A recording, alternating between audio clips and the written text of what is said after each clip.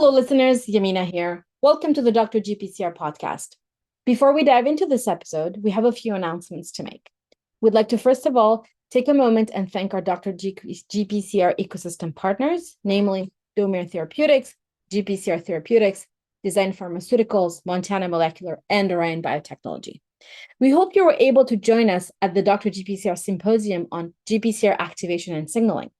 If you have not, you can go back and watch the recorded talks with your premium membership. Also, mark your calendars for the upcoming symposia on July 21st on structural and molecular insights into GPCR activation. If you'd like to be considered as a speaker or have a speaker suggestion, please email us at hello@drgpcr.com. For more information and an updated schedule on all our activities, the easiest way is for you to go and use the links in the footer. And now, let's dive into this episode.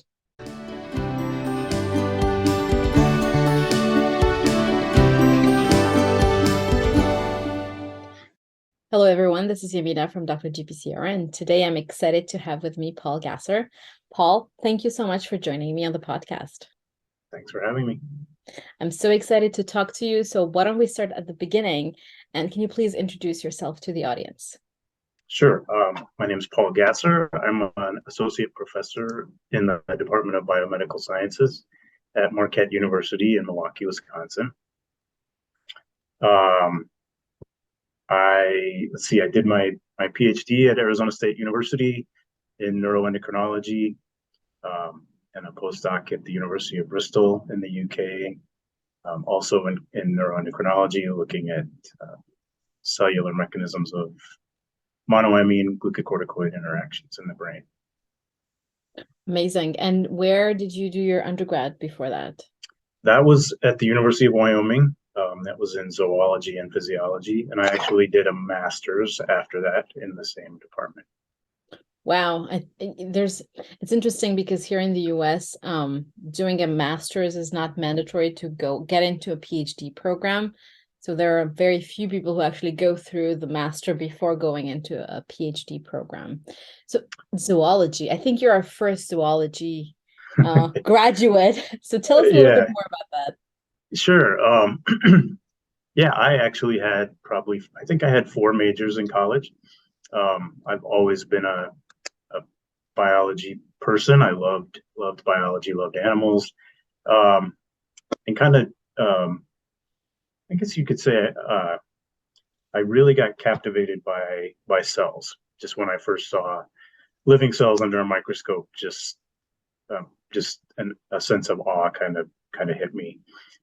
So I was really excited about being able to think about what was going on in cells. So I just kind of wanted to dive in. I got to college, and as you know, your first class is general biology, which to me was a little bit of a repeat, and it was a little bit of just this kind of rote stuff that felt to me like the mystery wasn't really there. So I changed to English, and didn't last in English very long, maybe a month or two, when I realized I'd be writing papers all the time. Switched to wildlife biology, and then needed to get back to kind of cell biology, so I switched to the zoology and physiology department. Wow. And now you ended up as a professor writing papers. Yes, writing all the time. I didn't really, no one told me that. How cool is that? And as a child or as a teenager, did you always know that it was biology? You mentioned seeing cells under a microscope for the first time and knowing, wow, thinking to yourself, this is fascinating. When was that? I'd say that was early, like probably junior high school age. Yeah, was the first time I saw that. I had an excellent biology teacher in high school who kind of took people aside who were interested in this kind of stuff, and would take us to the local college and take us into a lab, and we did some kind of rudimentary cloning stuff, and yeah, just really captured my interest. Wow, that's phenomenal. You mentioned doing a master's at the same university where you did your undergrad. What was your master thesis about? It was so when I got close to being finished with my undergraduate degree, I didn't know what I wanted to do. So I went to the office of our department chair, who was the professor who taught me comparative chordate anatomy. And he was one of my favorite professors. So I just told him I don't know what I want to do. I really like science. I might want to go get a PhD, but I don't know. And he said, well, why don't you just do your last semester working in my lab and see if you like it. And he studied the pineal organ in the rainbow trout, which is the melatonin producing organ in our brains and the brains of all vertebrates. And he was looking at, so the pineal gland in lower vertebrates, I guess, so to speak, is directly photosensitive. So unlike ours, it can respond to light, and light turns off melatonin production immediately, and darkness increases it. And so he was looking at the signaling mechanisms underlying that sensitivity to light.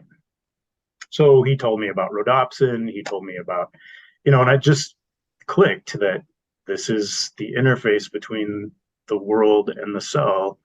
And I just got very excited about it. So I joined his lab, and when he said I could continue in a master's program, I jumped at the chance, partly because I still had this kind of dual interest. I was very pulled towards animal behavior. So when I was thinking about graduate programs, I was looking at going to Michigan and studying wolves in the wild. Or I really loved cell biology. And so I was pulled in these two different directions. So doing the master's was kind of a good thing to kind of tide me over. Really got me interested in the cell signaling stuff. And then I think after that, neuroscience really just made sense because it spans the cell biological and the behavioral. So. Cool. And you mentioned rhodopsin and melatonin. Was this the first time you heard about GPCRs, or was this just a topic that you kind of worked on and then So GPCRs that was really his class, even though it was comparative anatomy. He did teach a lecture on development. So he had to kind of give us a taste of, at that time, GPCRs were really this. So I graduated in 1991 from college, and, this was pretty early days in GPCR stuff. So it was exciting stuff. And he went through the entire rhodopsin signaling cascade as an example of G protein coupled receptors. And again, just that idea of this is how things that happen in the world change what happen inside individual cells in organisms. So yeah, that was my first GPCR really experience, I guess. And then I got to study it in the pinealocytes. And then I guess that motivated you to go ahead and do a PhD later on. Yes. After the master's, again, I hadn't decided entirely between behavior and cell biology. So I took a job teaching at a community college for a year. Thought, take a year off and teach. It wasn't a year off. It was 15 credits per semester, classes that maybe I had taken, but maybe I hadn't taken. So nonstop kind of work. And then I worked at Los Alamos National Lab for a couple of years in a cancer research lab before I joined my PhD lab. What made you come back to start and complete a PhD after being on the market basically and working? Yeah, I really never doubted that I wanted to do a PhD. I always wanted to do it, but I wanted to go to the right place. I wanted to be studying what I wanted to be studying. And that year of teaching at community college, I barely could have time to sleep. So I really didn't have time to think about where I wanted to go. And so it wasn't until I was working that I had time to kind of think about it and do research on it. So, but I never doubted that I would go back.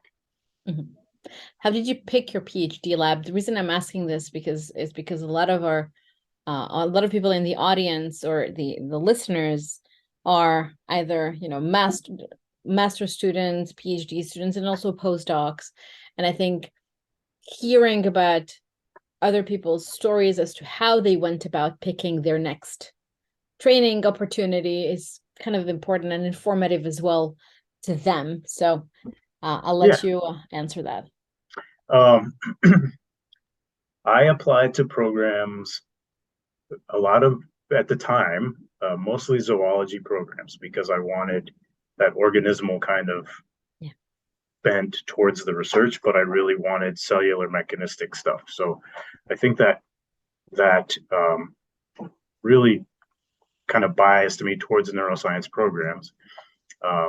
And the lab that I ended up choosing was a lab that was looking at steroid hormone action. So specifically looking at glucocorticoid mechanisms of rapid glucocorticoid action.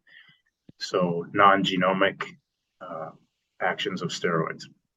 So this is the idea that although we know that most the kind of the canonical canonical steroid receptor signaling pathways, intracellular receptors, and long-term delayed effects, there's always been known that there are rapid effects of steroid hormones. And this was back in the early 90s.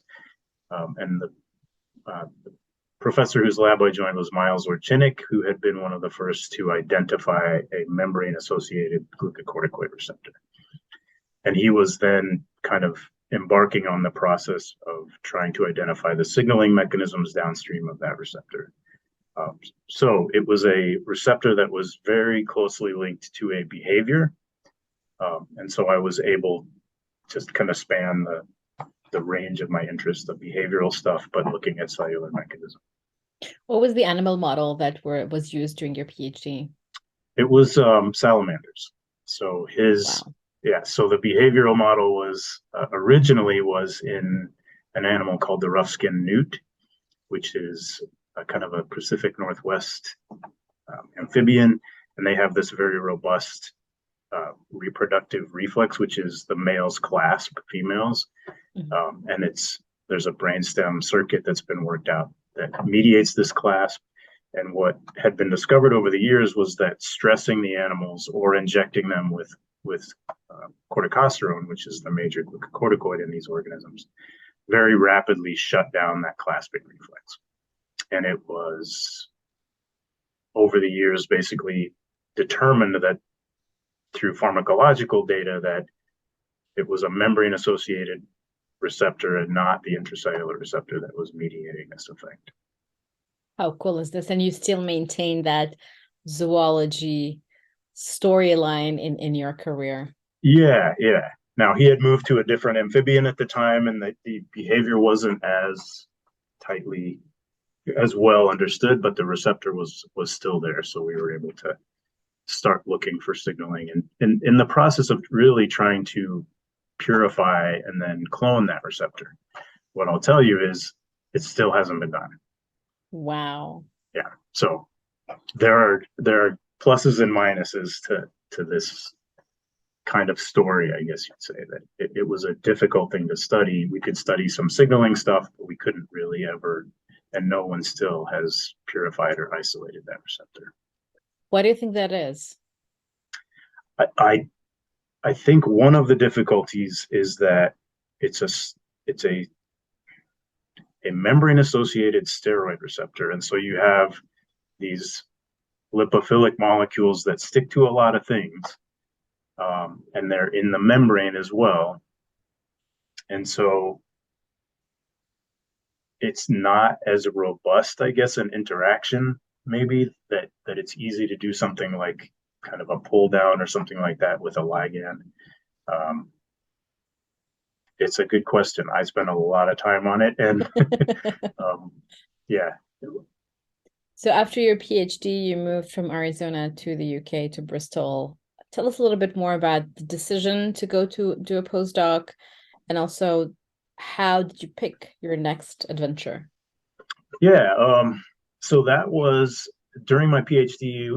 I started kind of made connections with Dr. Christopher Lowry, who was over in the UK at the time, but he was an American. He'd done his PhD at Oregon State University, and he's a serotonin behavior person. And we started talking uh, about another mechanism for glucocorticoid actions, which was this transporter called organic cation transporter 3. And so we were interested. He had done some work with my PhD advisor years ago, looking at the effects of stress and glucocorticoids on monoamine levels in particular parts of the brain. And they had shown that stress or glucocorticoids could rapidly increase concentrations of serotonin and dopamine and norepinephrine in the hypothalamus. And one of the mechanisms that we were thinking about as far as what could be driving that is this transporter, OCT3, which is a multi-specific cation transporter that can handle serotonin, dopamine, norepinephrine, and histamine, all of the major monoamines. So we thought that maybe glucocorticoids were blocking the uptake mediated by this transporter, and that was what was causing elevations in monoamines. So I did actually do some work on that during my PhD, and then we wrote a grant together to do a postdoc with NSF, and I got that fellowship and went over to Bristol. My natural question to this around this, how was it adapting to a new environment? You went from Wyoming to Arizona, and then to the UK. I want to say Europe, but the UK, they're a special spot in Europe. What was it like for you there? It was surprisingly different. I thought, how different can it be? But that was pretty naive. It's a very different culture. We loved it. We loved it there. But it did take some getting used to. Everything's old there. It's, our stuff that's old in the US is pretty new to them. So beautiful stuff. The countryside was amazing. And we had a young daughter at the time, so she was about 3 when we moved to Bristol. They start school earlier there, so while we were there, she started school. So we really kind of got immersed in the culture there, and just loved it. It's a country where even in a big city, if you live in the right place close to work, you can walk most places. You really get familiar with the city in a way that you don't in a city like Phoenix, where Arizona State is. You're just driving all the time, so you're not, even though we were there for a long time, you just don't really connect as much to a city. So the adjustment was easy in the sense that there were great people from all over the place working in this research institute. So it was a Wellcome funded lab that was focused on neuroscience and endocrinology. There were other people from the States. There were Australians, there were Germans, there were Dutch, people from all over the world, all of whom were adjusting. So I think that made it easy. The environment was great. They had lots of social activities there. The head of the institute, Stafford Lightman, was a very social person. So that made it really easy as well. I love that, you mentioned driving in Arizona, and I was born in Europe. I lived in Canada, and then I moved to the US. And every time I go back to Europe, I love it. It's a different world. It's the old world, and anything that's old in North America is definitely not old compared to whatever is in Europe. But I'm always fascinated by the size of things, even the streets, the roads, even the washing machines are tinier. Yeah. Which, We had a tiny little refrigerator. Nobody had big ones. Nobody had clothes dryers. Yeah. Even in damp England, there were no clothes dryers. You just hung the stuff out. And it has its charm, definitely. But I think it, I really like Europe, and I think it's a different world. And I would find it difficult now, especially now living in the Boston area, where you do have the opportunity to, take public transportation or walk. It's different to, for example, Arizona, that, like you mentioned, or California, even depending on where you live. But it's a great experience to just go out there and explore. Yeah. We missed it. we miss it a lot. And we were there only for 2 years because while we were there, my advisor was recruited back to the States to go to the University of Colorado. So we had to either go with him or go somewhere else. And so we were planning to go to Boulder. And that's when a friend of mine called from Marquette and said, we have an opening and we'd like you to apply for it.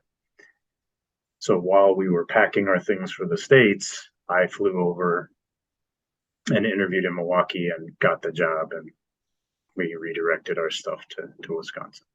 Wow. And the rest is history. Did you always know that you wanted to be a professor? I think so. Yeah. I mean, I guess the way I describe it is when I found out that I could just keep going to school, i.e. what the heck graduate school was, I thought, yeah, I'm kind of in. I just like learning. So, eventually you get to the point where you're done being a student, but it's always an environment that I really loved. So whether I knew it or not, I think this was what I was kind of destined to be.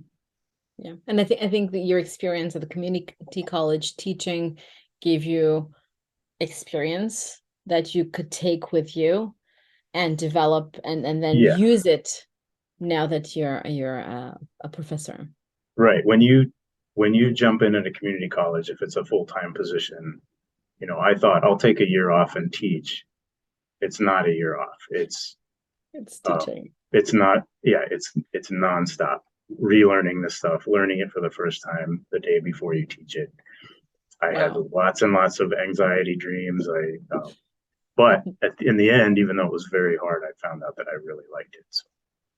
That's phenomenal. And then you come back to the US, you start your own lab. How did you decide what you wanted to work on in your own lab? I continued to work on this transporter, OCT3, because there were only a handful of labs in the world studying this transporter. It was thought of as a peripheral transporter, only really relevant in cardiovascular tissues. That's where it was first studied. So identifying a monoamine transporter in the brain. So that's what we did. Was during my postdoc, we did a full distribution of this OCT3 from front to back in the rat brain, showing that it was widely expressed in the brain, and it as a high capacity transporter for all of the monoamines that is directly inhibited by the major stress hormone, glucocorticoid hormone. It was obviously a mechanism by which stress could regulate many different kinds of behaviors. So that was my original kind of research focus, was continuing to characterize this transporter, where it is, and within cells, kind of at an ultrastructural level, where is this transporter? Because understanding where that transporter is in relation to the other transporters and in relation to receptors is kind of critical for understanding how it regulates monoaminergic transmission. So that was my mission kind of at the beginning. And really with the goal of understanding the position of the transporter with respect to receptors, and then how does blockade of that transporter alter the activation of local monoamine receptors. So that's what I started out with. When I got to Marquette, there are many people here who study addiction, largely many of them cocaine addiction. And so we started out knowing that there was kind of an interaction between stress and relapse in cocaine addiction. My kind of original hypothesis was possibly the one of the ways that stress increases the risk for relapse is that it blocks uptake of dopamine in particular areas of the brain by blocking this transporter. So we set out to write some grants around that and start looking at it. And we were funded by the National Institute on Drug Abuse to explore that hypothesis. And so that's the connection back into GPCRs, is starting to look at the interactions between monoamines and this transporter. That was going to be exactly my question, is how do GPCRs fit into this whole, into the story and the story of the transporters? Yeah. So a lot of the work I did was microscopy, just immunofluorescence, looking at particular parts of the brain, what kinds of cells express the transporter, and then what receptors are expressed in those parts of the brain as well. And so we obviously did a lot of work on dopamine. That's not what I'm studying right now, but we essentially over the years demonstrated that blockade of this transporter by stress through glucocorticoids potentiates the effects of low doses of cocaine on extracellular dopamine concentrations, and therefore potentiates the ability of that low subthreshold dose of cocaine to cause relapse in a rodent model of addiction. In the meantime, we were continuing to do the basic studies of where the transporter was. And the work that I'm doing now is focused on adrenergic receptors, partly because norepinephrine is the best substrate for this transporter OCT3. But when I was looking at identifying what receptors are proximal to the transporter, I just started getting antibodies to GPCRs, monoamine GPCRs. And one of the earliest double immunos I did was with an antibody to the beta-1 adrenergic receptor and OCT3 to see if there was an overlap. And one of the areas in the brain where OCT3 lights up is an area called the retrosplenial cortex. And there are these little cells that light up really high with OCT3. So I always go to that part of the brain to make sure my antibody was working. And so I went there, and then I switched to the channel that had the green immunofluorescence, which was for the beta-1 receptor, and right on top of the OCT3 was the beta-1, and it was on the nucleus of the cell. And I thought, well, this antibody's bad, like they say about many GPCR antibodies. There's no beta-1 receptors in the nucleus. But it is kind of cool that they overlay perfectly, the OCT3 and the beta-1s. And I kind of filed that back in my brain for many, many years. In the meantime, working on the dopamine story. And then I was at a graduate students committee meeting. I was on his committee, but I wasn't his supervisor. And he was studying PACA signaling, I think. Yeah. And he made this comment that someone had shown that beta adrenergic receptors could be localized to the nucleus. Well, we knew that OCT3 was densely expressed in the nucleus, and I couldn't figure out why, right? When he said that, I don't think I heard anything else in that meeting, because I thought, well, this is why this transporter is in the nuclear membrane. It's allowing the access of a ligand to this receptor just sitting there at the nuclear membrane. So we jumped into that story, and that's what we're studying now, is a population of beta-1 receptors at the nucleus. How cool is that? I think it's really cool. Yeah. And we published just last year a paper demonstrating that the beta-1 receptor is localized to the internuclear membrane in astrocytes and other cells, but in all astrocytes, and we can culture the astrocytes. And that OCT3 is localized to the outer nuclear membrane and also to the plasma membrane. That norepinephrine enters the cell, accesses the nuclear receptor, and causes rapid increases in pKa activity in the nucleus. And if you block uptake, you block that rapid response in the nucleus. So. I think that's really cool because it puts it adds another dimension of GPCR signaling. Yeah. Traditionally you think of the receptor at the cell, at the plasma membrane, and then ligands come in, and there's a concentration, there's an activation, and then whatever happens intracellularly happens. But since the discovery of the fact that GPCRs can be expressed on the nuclear membrane and in other compartments and signaling other compartments, I think we don't know enough about these mechanisms, and we don't know enough about how do these GPCRs actually function in these compartments. And I think this is a really cool story. Yeah, it's the most fun I've ever had. And so that work, that the paper that the student was citing was Bruce Allen's group, Terry Hebert. Yeah. You know, they published a cluster of papers in the early 2000s, and Yeah. Yeah, so that was the kind of aha moment, right? When he said that, the 10 years of thinking about why this transporter was in the nucleus suddenly clicked. I knew it had to be, and every time we did an experiment, sure enough, there it was. But it opens up. I mean, I think the idea from the start, it's been a little confusing how, if all the receptors are at the plasma membrane, let's say all GS coupled receptors, then how do you get unique responses to different ligands from receptors at the plasma membrane? How does a signal get to the nucleus from one GPCR, but not from another GPCR? How do different genes get turned on, et cetera? And I think this idea, it's been evolving from microdomains within the nucleus or within the plasma membrane to endosomal receptors, Golgi receptors, nuclear receptors. And I think, well, and even, there's people doing amazing work on identifying the distance from the receptor to which PKA can even be activated and how far can cyclic AMP diffuse.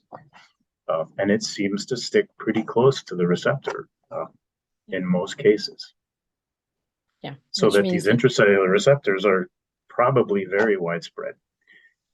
Yes, we just don't yet have the tools. We haven't looked. Yeah. It's well, funny. That antibody worked. Yeah, right. And it's funny because my PhD, I was looking for steroid receptors where they're not supposed to be in the plasma membrane.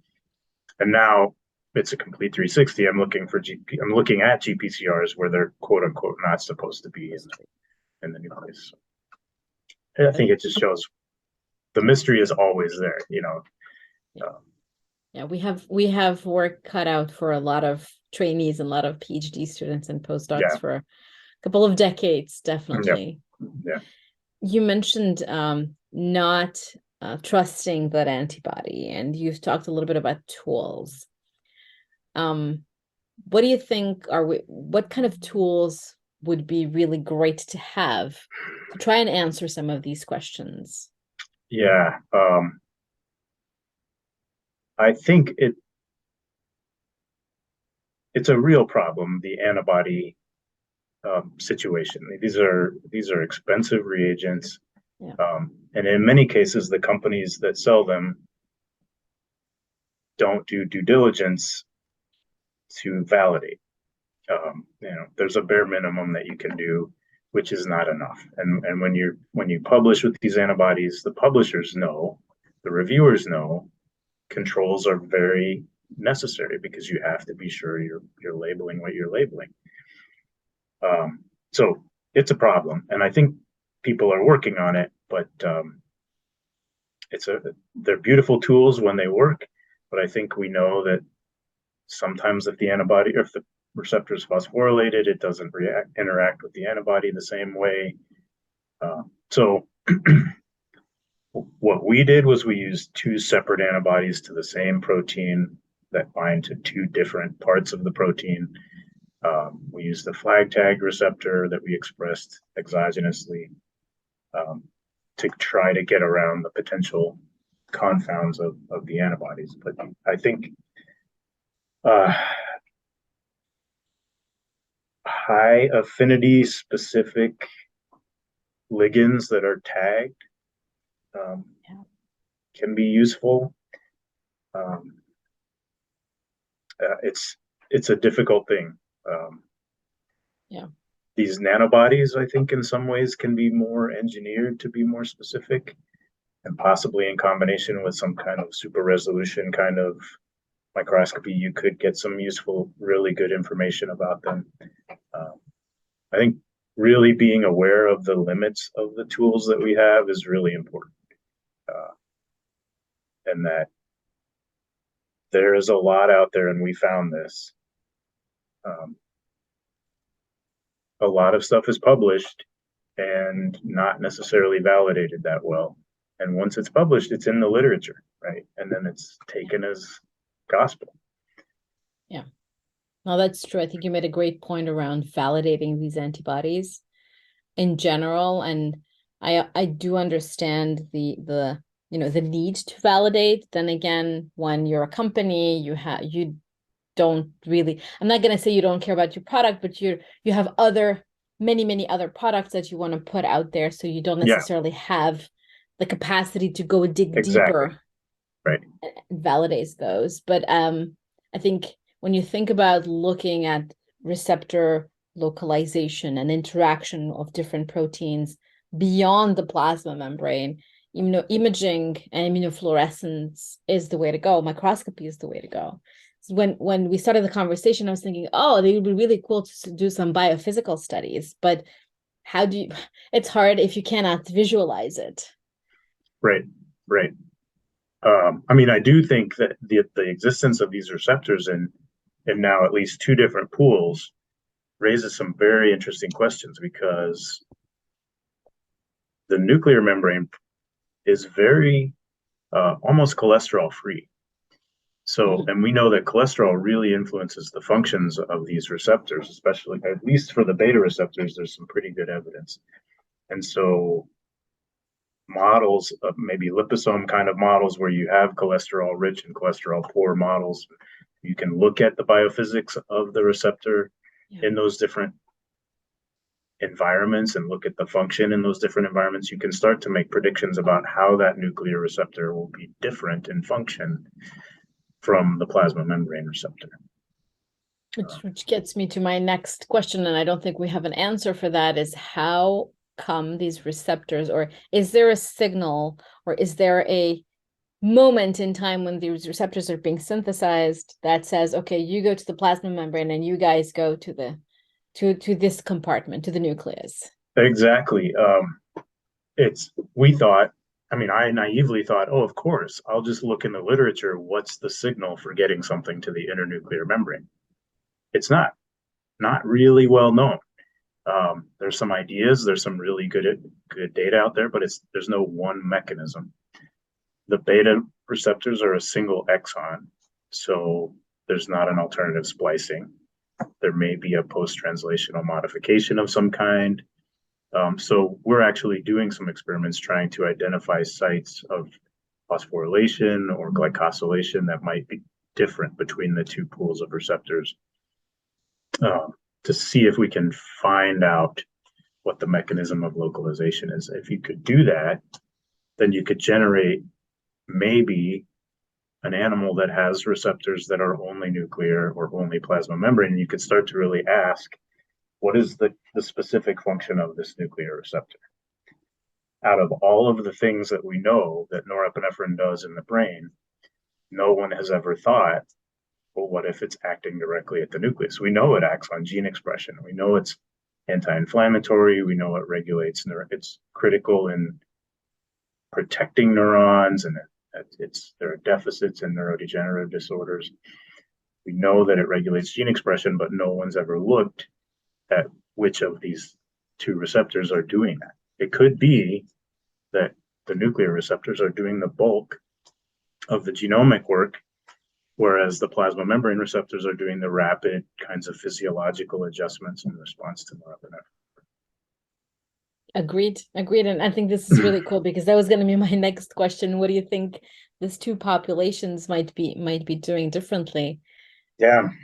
Well, we're actually putting together a paper right now, collecting the last bits of data, but we've identified a gene that has been known to be triggered, kind of induced by norepinephrine for a long time.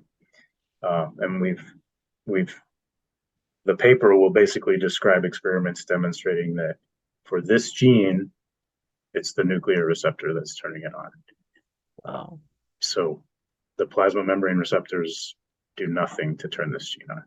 So it's a beautiful model to start doing this studies on what is location bias. There are obviously things that the plasma membrane receptors are doing And there's this one thing that, at least this one thing we know that the nuclear receptor is doing. What are the groups of genes that are regulated by the nuclear receptor? Are there genes that are regulated by the plasma membrane receptor? Are there structural assemblies of genes that localize to receptor microdomains or things like that and Yeah. in the nucleus? Yeah, it also makes me wonder if there's any, protein that might interact with the receptor that direct its transport either to the plasma membrane versus the nucleus. Right. Yeah, because it is in some ways an active process, in some ways a diffusion mediated process with a tag system, but yeah, because there's no one way to get to the internuclear membrane. We don't yet know. Well, can't wait to see the paper, and then who knows, give it a couple of years and maybe we'll have some hint to I think answer. it's tractable. Yeah, I mean, obviously we know that they're there in both compartments, that the bulk of them are in the nucleus. But it's another thing that we're identifying is that there's this beta 1, beta 2, beta 3, all of which are coupled to GS, but they do different things. Sometimes they're expressed in the same cells. What we're showing is that beta 2 does not appear to be nuclear, and beta 1 does. And so this may be how beta 1 and beta 2 do different things in some cells. All of these questions always blew my mind, because we've been, well, in the lab, when you're working, you're typically working on one GPCR, one receptor, one pathway, and there's enough work to go around on that one. But when you put it into a more physiological context, it's not expressed on its own. Right. It's expressed with other GPCRs. And here I'm thinking about the chemokine receptor family, where there is this, the one one receptor can bind to multiple chemokines, and multiple chemokines can bind to different GPCRs, different receptors. And then it always makes you wonder, how do these receptors know what to do and when, and in response to which chemokine or which stimulus? Yeah. So now you have the idea that the integrated cellular response to a stimulus like norepinephrine is another layer of complexity where you have, which I think makes sense, right? We know that the responses, even to a single ligand of a cell, can be different over development, can be different from moment to moment, and involve regulation of membrane, cytosolic, and nuclear processes. And so being able to in a more focused way, regulate specific parts of what's going on in the nucleus makes a lot of sense. Yeah, and we haven't even talked about dimers and multimers. Right. Let's not get into that Exactly. just yet. Exactly.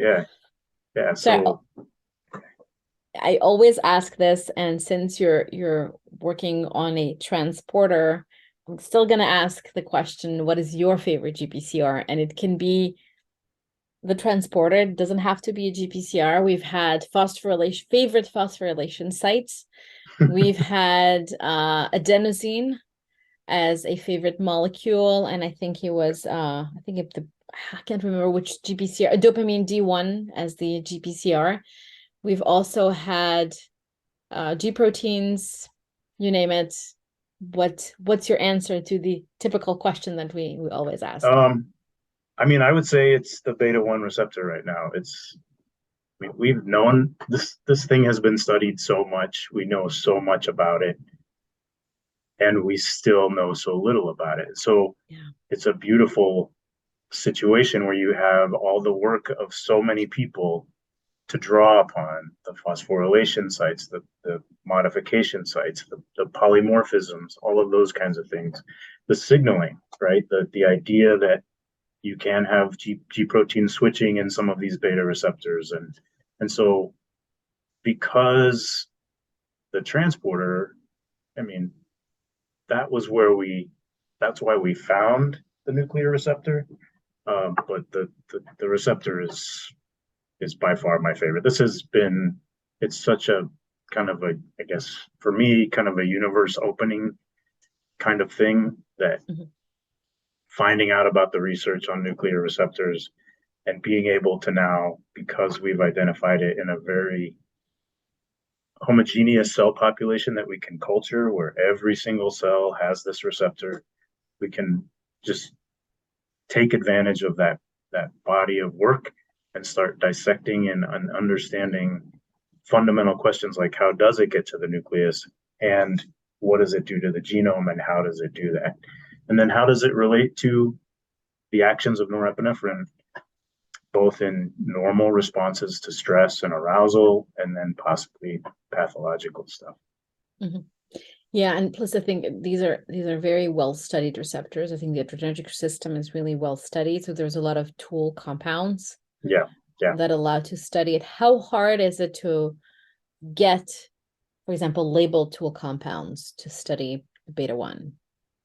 You can buy quite a few different agonists and antagonists, mostly antagonists, that have been labeled. We've tried some of that just to confirm the nuclear kind of localization, but at least at the time we were doing it, a lot of the tags were pretty weak fluorophores, so it wasn't really possible to get good signal. Plus, when you're talking up in a living tissue and you put a ligand on it, you have living processes that happen, and capturing things at the right moment is difficult. So the tools are useful. The kind of one of the ways we use to dissect intracellular and cell surface receptors is using antagonists that are differentially cell permeant. And because the adrenergic drugs are so many of them, you can find antagonists that would be able to get into the cell and block an intracellular receptor, and couple them with antagonists that can't get into the cell and therefore only block the cell surface receptors. Which is really cool. But then again, you have to take into account, as you mentioned, the ligand being cell permeable. And if we're talking about small molecules, then there's a solvent issue as well, because sometimes these are not water soluble, they're in DMSO or any other, compound, ethanol, solution which is not, cells won't like being in ethanol for too long. Right. At all. So it's an issue, but it is nice to have such a huge list of compounds for adrenergics that we can start to dissect out. Are the nuclear responses, are there beta 2 responses in the nucleus, beta 3 responses? What are the kinetics of each of them, and how do they regulate nuclear function? Amazing. Top 3 aha moments that you had during your trajectory. All right. I guess one of them was in that comparative anatomy class when we first were taken through the actions of rhodopsin, to the idea that, wow, this is how the outside world influences what's going on, how we see, and it's a receptor, and it's that, I think I was a sophomore in college when that lecture happened, and just really opened up my mind. I would say I did a collaboration several years back with an electron microscopist. Her name's Virginia Pickle. She's at Weill Cornell Medical University in New York, and she's an amazing anatomist, one of the few electron microscopists. They're just not a lot of them. And she came and gave a talk at my invitation, and I sat down with her and talked to her about OCT3. And she said, yeah, everybody tries to get me to look at their target. But she said, you got me interested, so send me some antibody and we'll look. And she sent me these beautiful images of OCT3 at the plasma membrane. But the first pictures she showed me were, holy cow, this is all over the nucleus. And I said, I know. I don't know what the heck it's doing there, but there are these beautiful images of mitochondrial, plasma membrane, nuclear, OCT3. And so, just all of that information that you get at that ultrastructural level. And then I think the other one was that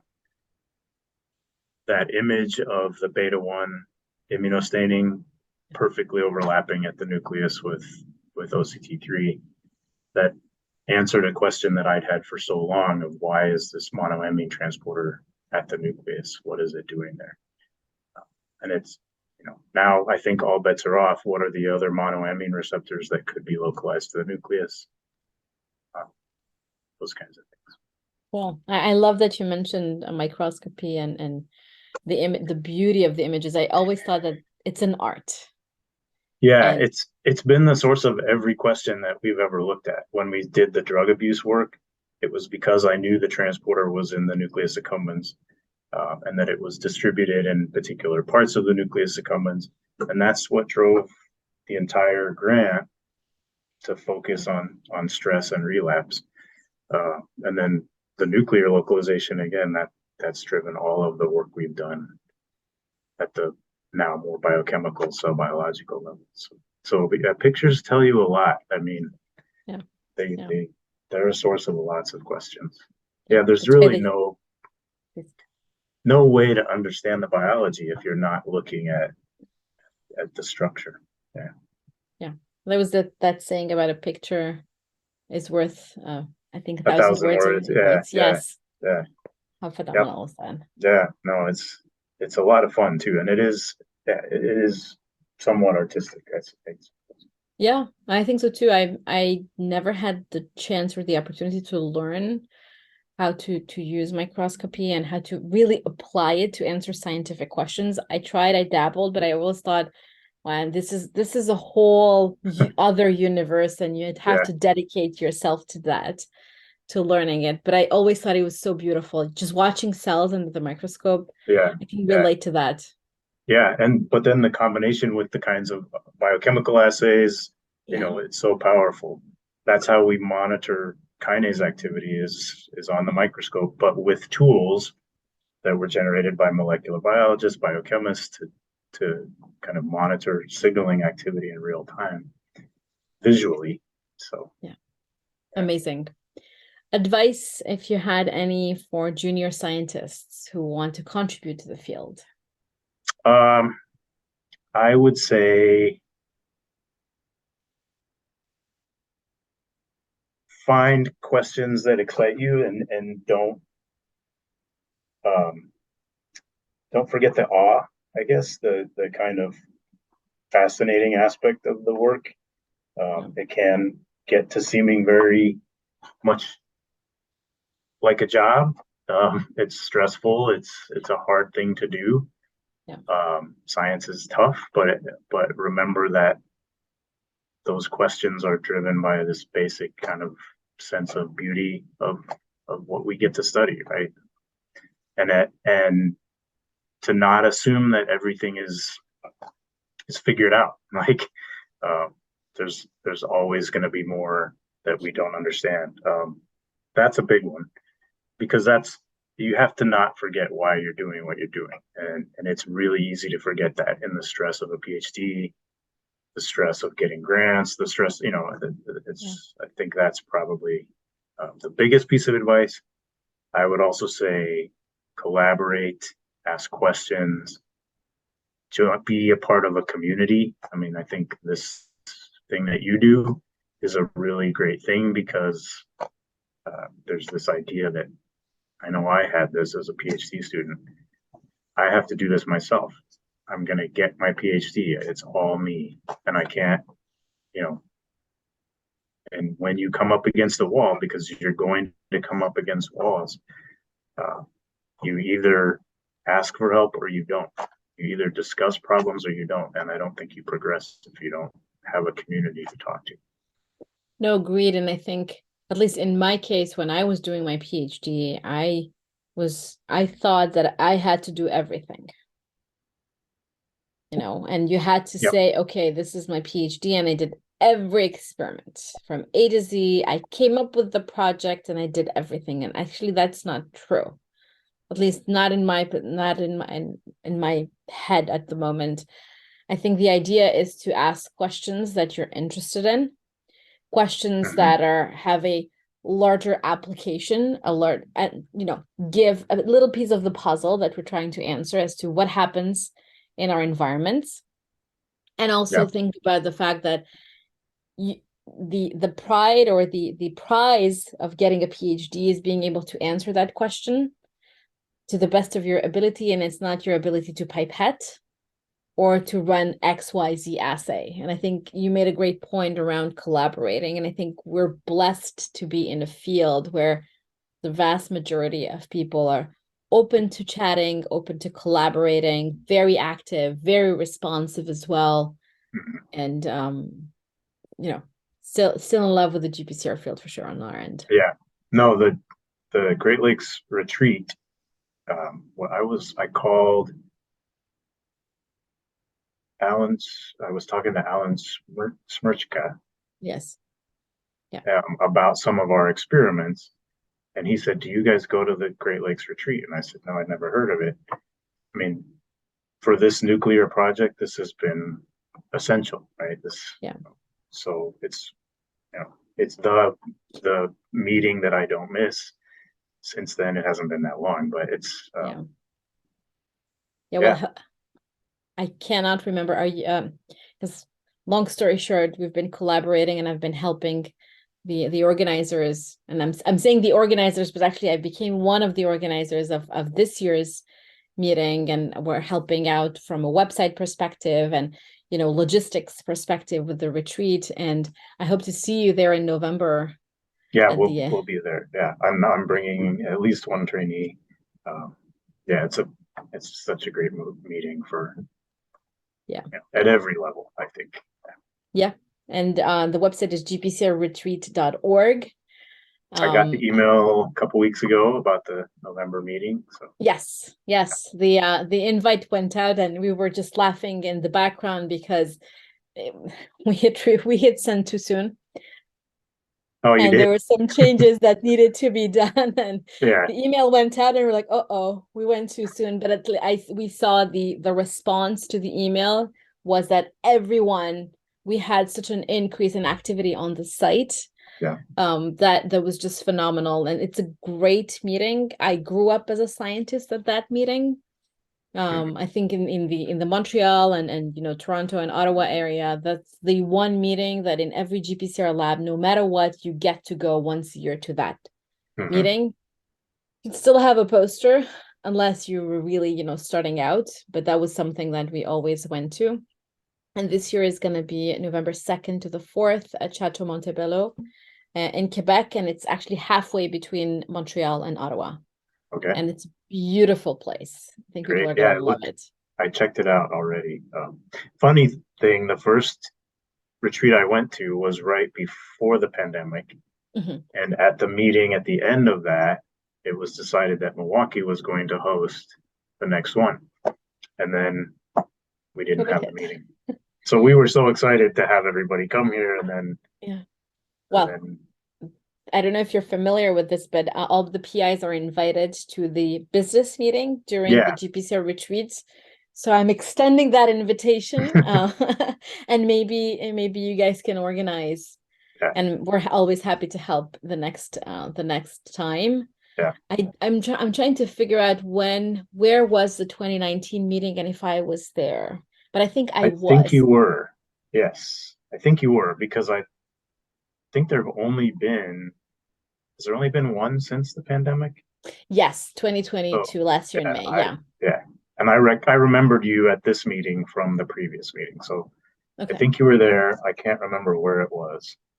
I think it was in Quebec. I think it was at Bromont, Chateau Bromont. Yeah, yes.